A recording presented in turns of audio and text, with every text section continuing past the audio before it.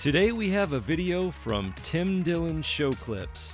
I have Boomer Bob, Millennial Mike, and Airline Angela here to discuss. Let's take a listen.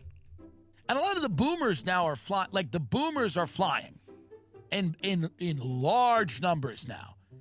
And the boomers are flying to go visit and torture and torment their children.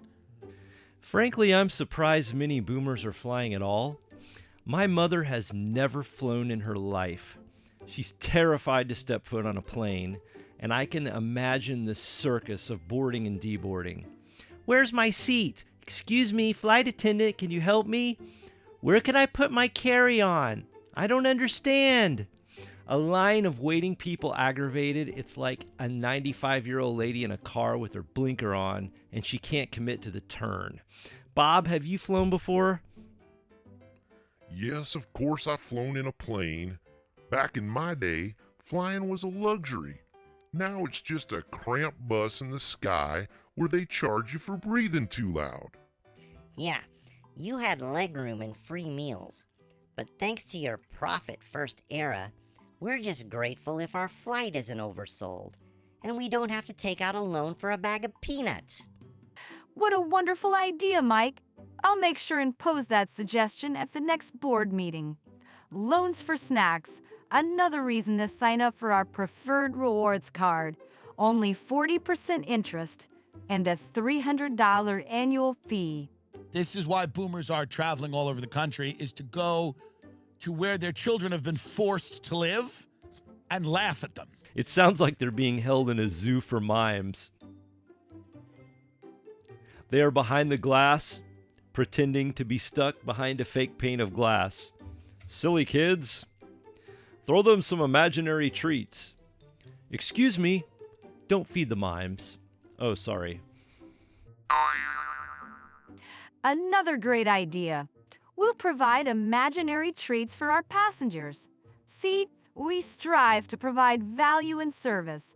The treat will appear in the airline app, and they can pay for an upgrade. Great. As if the flights aren't expensive enough. Show me these treats. I need that. Collect them all. Ooh. This is what boomers like to do. They go, that you pay this for that? That's the whole point. Anytime a boomer gets in a plane, it is so that the plane can land and they can go to their children's house and go, oh my God, this is what you're living in? Oh, you mean our parents' basement with a Wi-Fi router and a snack shelf? Of course our dwellings are meager in comparison to the palaces boomers spend their time. They aren't traveling to further torment us with mockery. Well, excuse me that back in my day, we didn't have Pokemon and streaming services draining our wallets. We worked hard, saved every penny, and bought a house with a 12% interest rate. I didn't spend my weekends finding myself. I was mowing lawns, flipping burgers, and walking uphill both ways to work. If we could do it, you kids could too. If you just cut back on those $7 lattes. This is how you live? The reason for that is because boomers refuse to sell their houses. Boomers are 85 years old, riddled with 4 cancers, and will not sell their house unless they make $900,000. They have impoverished an entire generation of people that cannot get into the real estate market because boomers themselves refuse to leave. Boomers hold on to their houses like they're the last lifeboat on the Titanic, refusing to sell unless the offer includes a treasure chest and a handwritten apology for existing. Boomers treat their homes like they're sacred artifacts in a museum. Except the plaque reads, "Not for sale," and don't even think about asking. I, for one, support any activity that involves more demand for airline tickets. Boomers, remember when flying felt exclusive?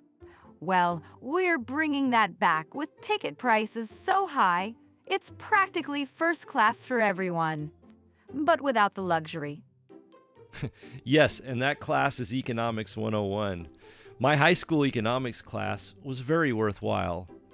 While we were adding and subtracting, we realized we had no net worth. But at least I learned how to write a check. Each time there was a box for an IOU, I would mark a check.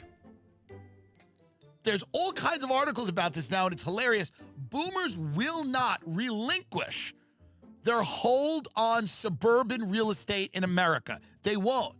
They won't do it. If they took a little less money, for example, for their house, if the boomers went, you know what? I'll take a little less money for this house, and I'll just put it back on the market so that someone else could have a shot. But boomers are sitting there. They've got 17 pills they take every day just to stay alive. Oh, sure.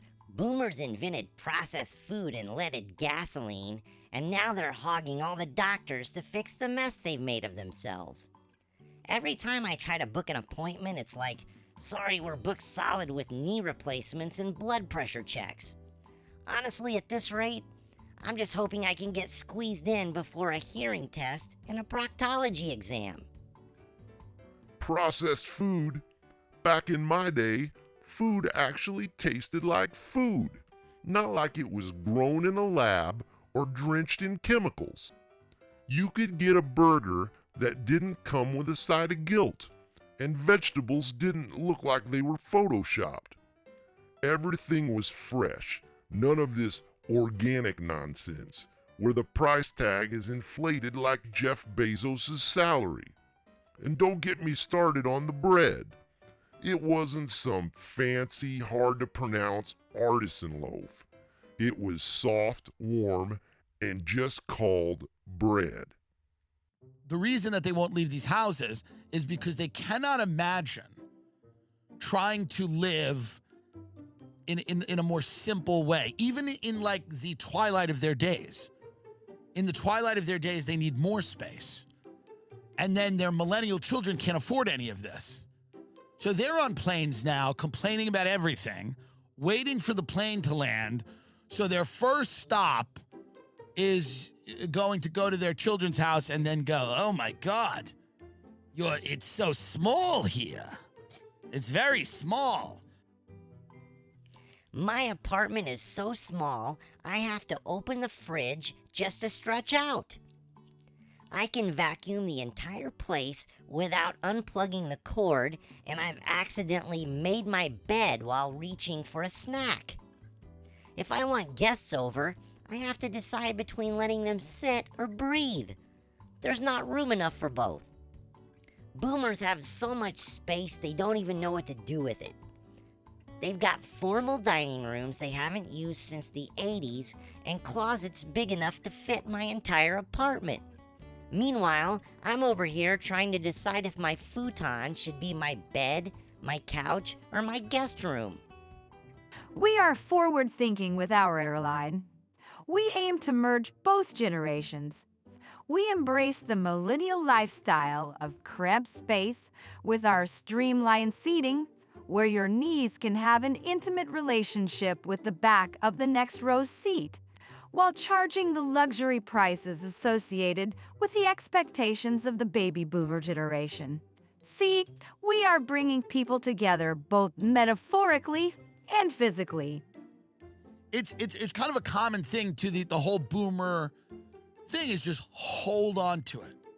Hold on for dear life. But I see them, when you get on a plane, obviously there's people of all ages, but you'll just kind of key in on the boomers, and they're just kind of very judgmental. And, they're in like economy plus. They paid just a little bit more.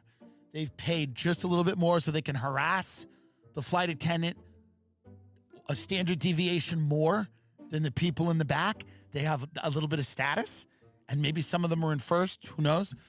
But they're all just traveling to some city where their children live, and they can go and judge them for how they live. That's a huge benefit to buying first-class tickets, Have you ever wondered why we seat first class before everyone else?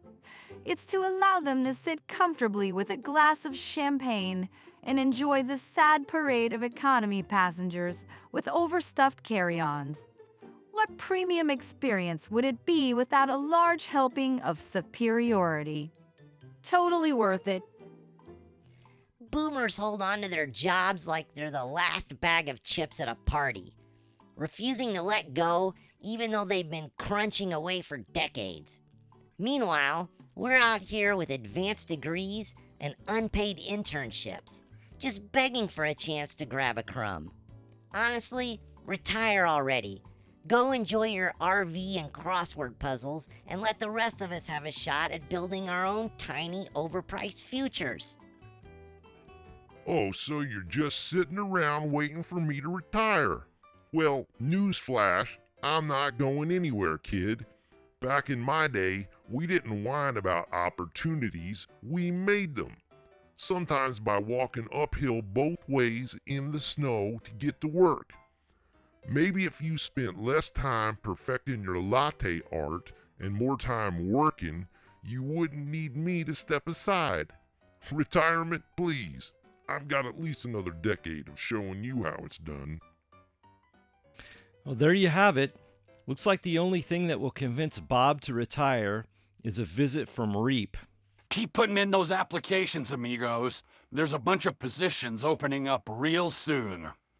Well, that seems like a good place to stop for today. The link to the video for today is in the description if you want to check it out. Thank you for watching, and if you haven't watched my welcome video, where I introduce the whole cast, be sure and watch it here. And vote for your favorite character. See you in the next video.